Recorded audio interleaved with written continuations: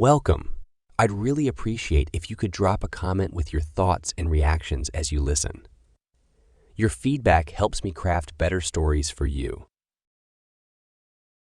In the heart of futuristic Silicon Valley, the evening sky was a canvas of neon and the hum of hover cars filled the air.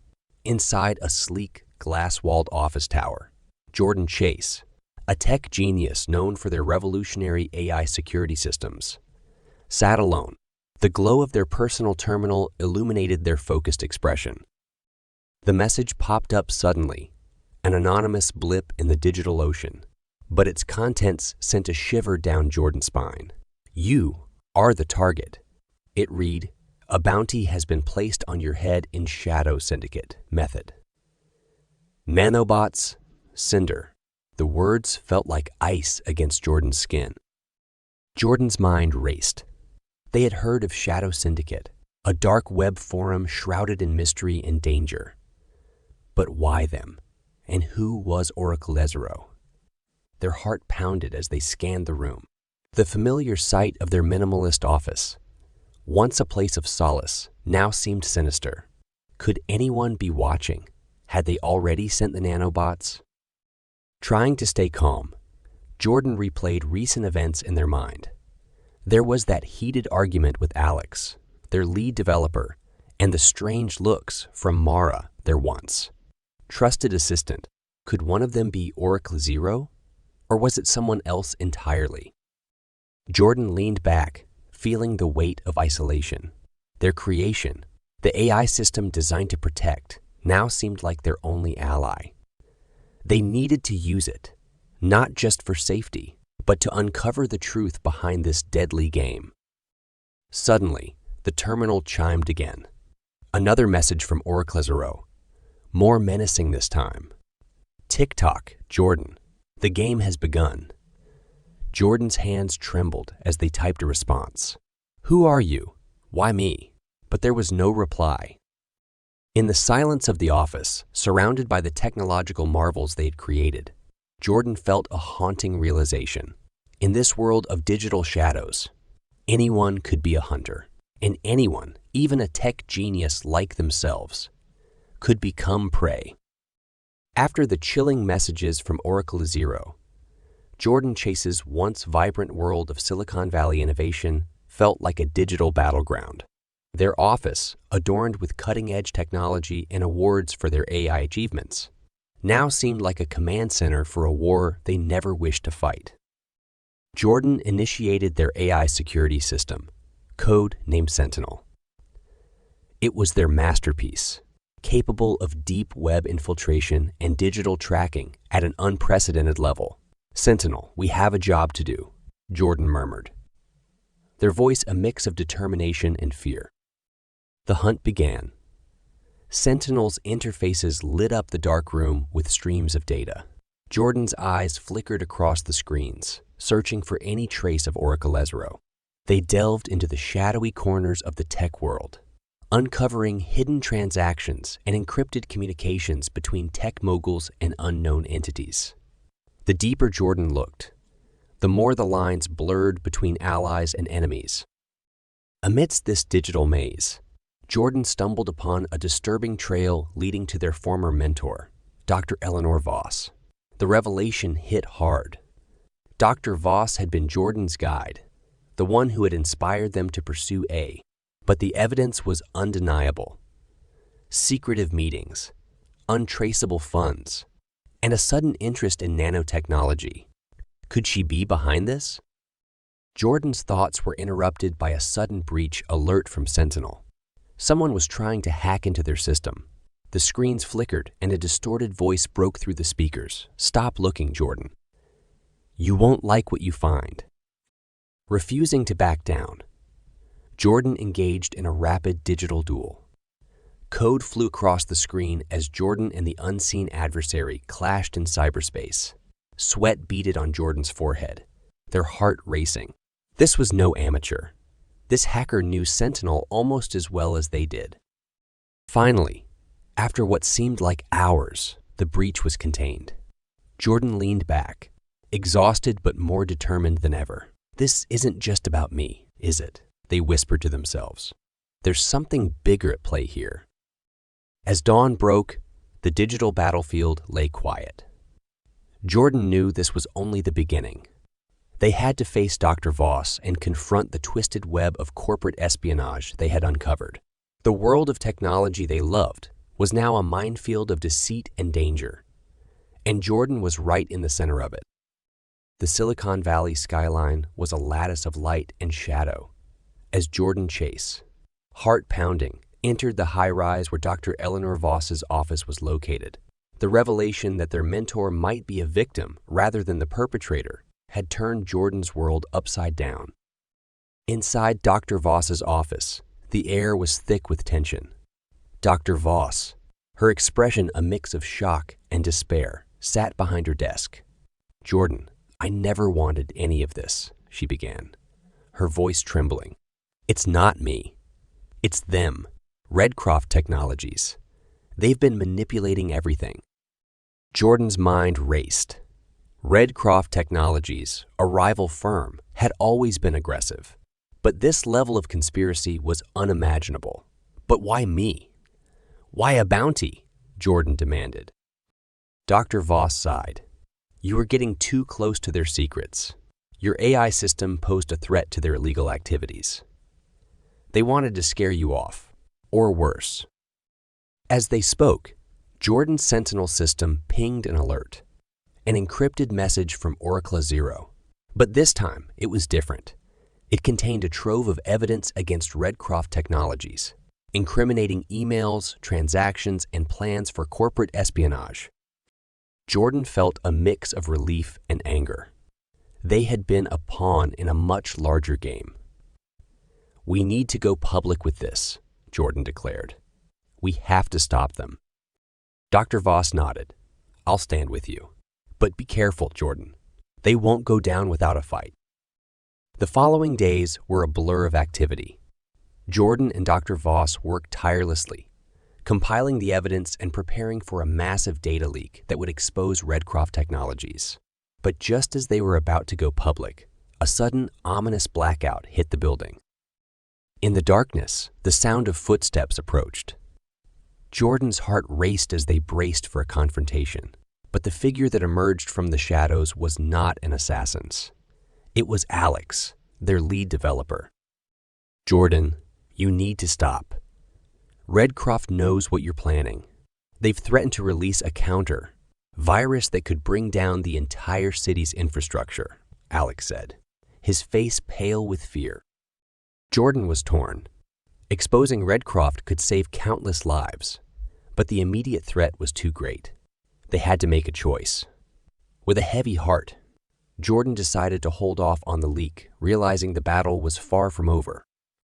As the story ends, Jordan sits in their office, looking out over the city they love, now understanding the depth of corruption that lay hidden beneath its glittering surface. They know the fight for justice has only just begun, but they are ready. Sentinel is ready, and this time they won't be alone. The dark web was a realm I knew all too well, a digital underworld teeming with the best and worst of humanity's secrets. As a seasoned CA agent, I'd navigated its murky waters more times than I cared to count, but nothing had prepared me for what I was about to uncover. A global arms trade, sophisticated, shadowy, sprawling across continents. It began with an intercepted message, a cryptic blend of numbers and codes. My initial curiosity soon turned to alarm as I unraveled its meaning. A network facilitating arms deals on a scale that could destabilize nations. I felt a cold shiver down my spine. This wasn't just another case. It was a race against a ticking time bomb. I brought the information to my superiors, laying out the tangled web of transactions and contacts. The decision was swift. Collaboration with MESEX. They had been tracking similar threads, and it was clear we were staring at two ends of the same viper. A few days later, I found myself in a discreet MESEX safe house in London, the air thick with the tension of unspoken threats. The MESEX agent assigned to work with me was Emma Hartley, experienced, sharp as a tack, with a gaze that seemed to dissect my very thoughts. "Mike," she began, her tone business, like we've got a narrow window to act. "This network is vast, and if we don't move fast, we risk losing our advantage."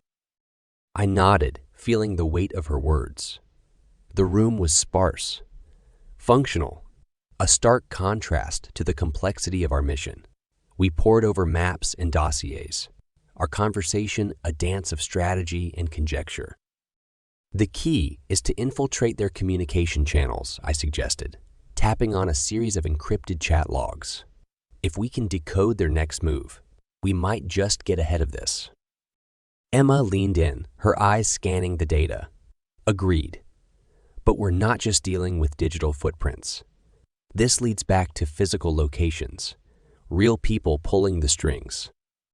Our dialogue continued, each sentence threading more pieces to an increasingly ominous puzzle.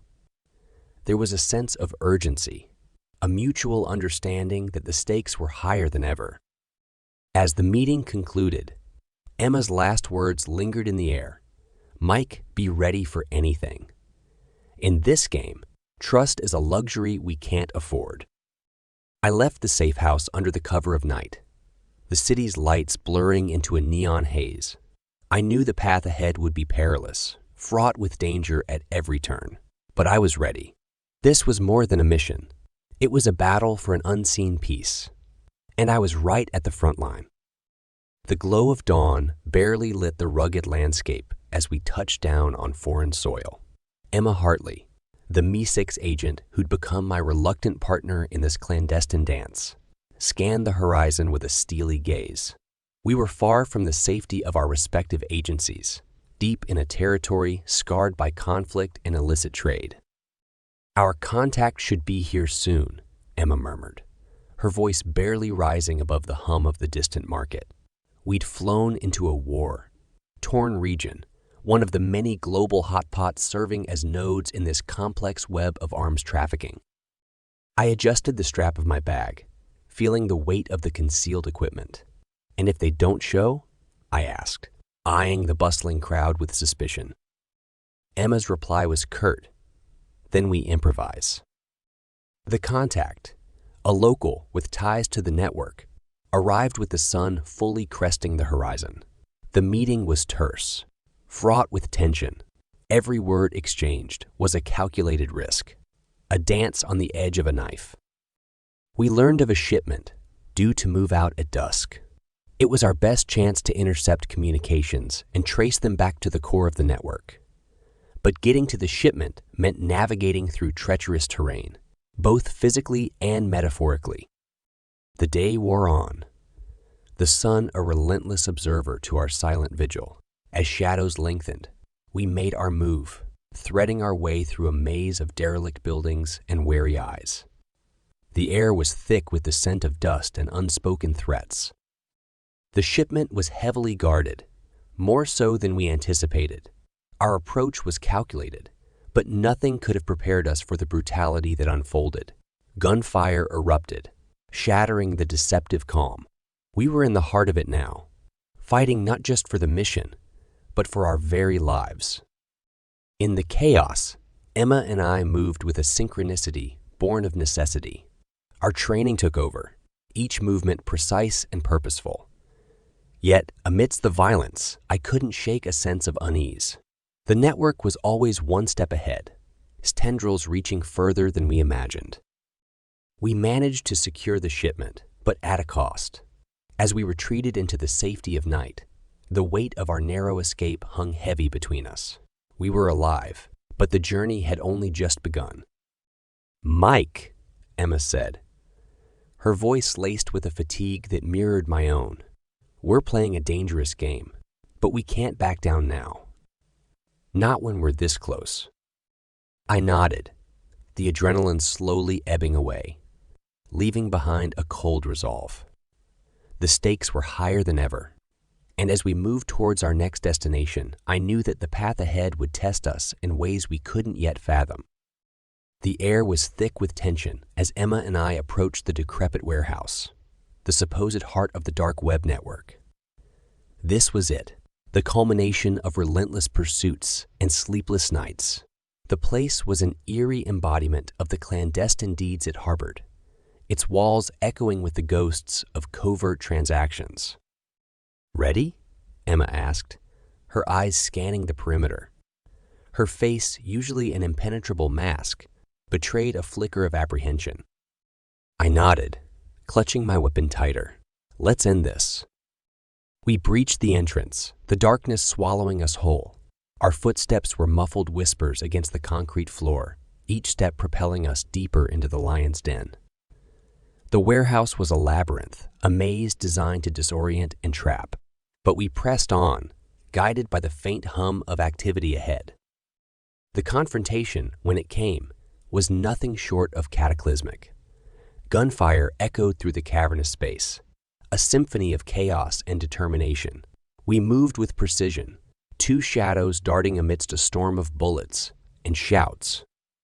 Then, amidst the frenzy, I saw it. The core of the network, a hub of screens and equipment, the artery feeding the global arms trade. With a surge of adrenaline, I lunged towards it, dispatching the guards with a cold efficiency. But as the dust settled, a staggering truth unfolded. Emma, standing amidst the wreckage, her expression a complex tapestry of regret and resolve. "Mike," she began, her voice barely above a whisper, "there's something you need to know." I braced myself, my mind racing with possibilities. Nothing could have prepared me for her next words. I was part of this network, Mike, deep undercover, deeper than Me6 ever knew. My mission was to dismantle it from within. But things got complicated. The revelation hit me like a physical blow. Betrayal, confusion, anger, a whirlwind of emotions clashed within me. Emma, my partner, my ally in this hellish journey, was the enemy I had been chasing all along. But why? Why all this? I managed to ask, my voice strained with the effort to remain calm. Emma's eyes met mine, a storm of her own raging in their depths. To stop it, Mike. To stop them before they triggered a war. You have to believe me. The silence that followed was suffocating. I grappled with the revelation, the lines between friend and foe blurring into obscurity. Finally, I spoke. I believe you. Emma's gaze drifted to the ruin around us. We end this, once and for all. The story closes with Mike and Emma standing amid the remnants of the DarkWeb network, united by a purpose forged in deception and truth. As I walked away from the warehouse, the first light of dawn breaking the horizon, I knew that the world we were returning to was forever changed, and so were we. I never imagined that my curiosity would lead me down a path so dark and treacherous. Working as a political aide in the heart of our nation's capital, I was used to the hustle and bustle, the constant game of power and politics, but nothing prepared me for what I was about to uncover. It was a late evening at the office, and I was sifting through a myriad of election data, a task I had done countless times before. But that night, something caught my eye. Numbers that didn't add up, patterns that seemed more than coincidental. My heart raced as I dug deeper, my fingers flying over the keyboard. The more I uncovered, the more I realized that this wasn't just a series of anomalies. It was a carefully orchestrated plot to manipulate the election results. I stumbled upon cryptic references that pointed towards the dark web, a hidden part of the internet known for its anonymity and illicit activities. Panic and fascination battled within me as I delved into this unknown territory.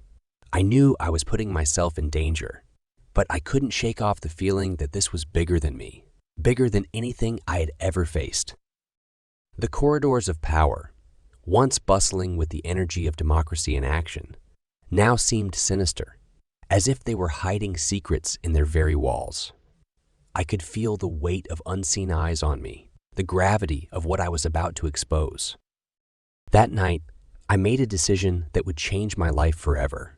I was going to uncover this conspiracy, no matter the cost. Little did I know, the cost would be more brutal than I could ever imagine. The corridors of the Capitol had always whispered secrets, but now they screamed of danger. After uncovering the initial evidence of the election conspiracy, I knew I needed help. That's when I contacted Alex, a seasoned journalist with a nose for political scandals. His reputation for unearthing uncomfortable truths made him the perfect ally. We met in a dimly lit cafe, far from the prying eyes of our usual political haunts. Alex, with his sharp gaze and weathered face, listened intently as I laid out the evidence.